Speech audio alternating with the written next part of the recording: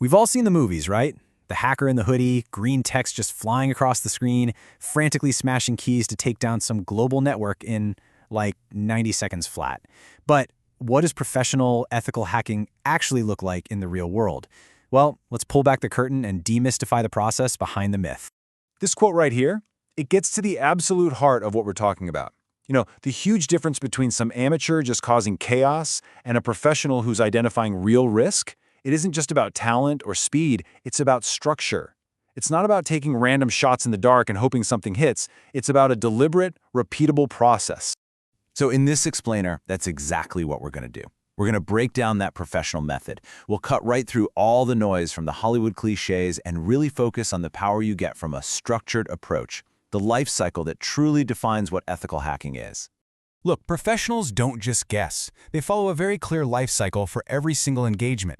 You should think of it like a journey, a 5-step framework that takes them from knowing absolutely nothing about a target to delivering a comprehensive security report.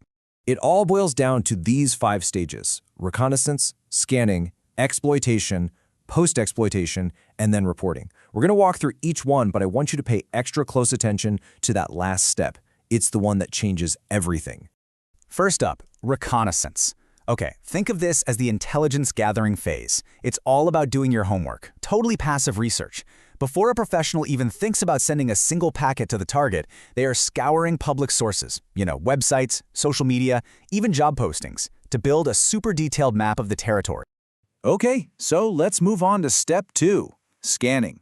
Now that you've got that map in hand, it's time to start actively, but not aggressively, probing the target. This is where you bring in the specialized tools to automatically check for things like open doors, unlocked windows, and all the known vulnerabilities based on the intel you just gathered.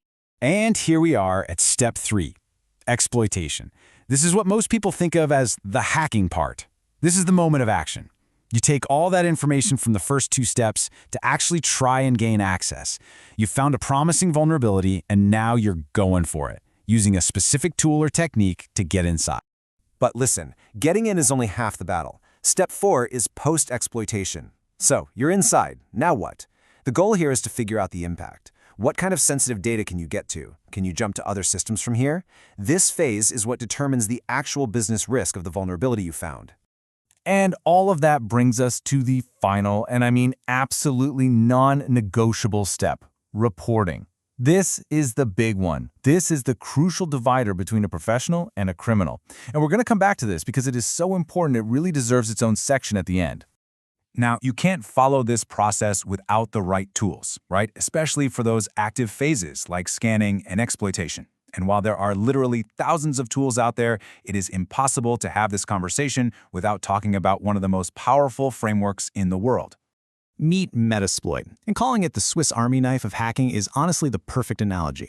It's not just one tool, it's this massive framework packed with modules for scanning, for exploiting, and for post-exploitation. I mean, the core activities in steps 2, 3, and 4 of our life cycle. It's basically an entire workshop in one convenient package. With Metasploit, it really boils down to 2 core concepts you gotta know. An exploit is the piece of code that takes advantage of a vulnerability. It's the key that gets you through the door back in step 3. The payload? Well, that's the code that runs after the exploit works. It's your mission for step 4. It's what you do once you're inside, like opening a command prompt or pulling out some data. And for anyone out there who's getting curious about these tools, let me give you the single most important piece of advice. Do not point them at anything you don't have explicit written permission to test. Seriously. A professional's first mission isn't to go break something, it's to understand their tools inside and out. Master the tool, not the target. So this brings us full circle.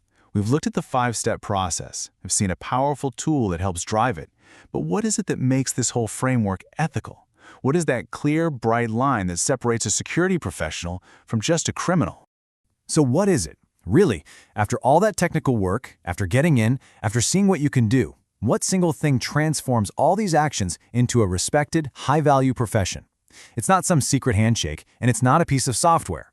The whole thing boils down to this. It's the explanation. Your value as an ethical hacker isn't just about breaking in. It's your ability to clearly explain the business risk of the vulnerability you found. If you can't translate a technical flaw into what it means for the bottom line, you haven't really helped anyone. And this is exactly why reporting is everything. Without that detailed final report, you haven't done a security assessment. You've just broken into a system and kept it to yourself. The documentation, the explanation, the recommendations, that is the work. That's the entire point of the whole exercise. So when you combine a methodical process with powerful tools and just an unwavering focus on communication, where does this road lead? Well, it leads to a fundamental shift in your mindset. You're no longer just a breaker. You become a builder. You're using an offensive process to create a stronger defense. So the final question isn't just about what you can do, but what you can explain. How are you going to use process to create power?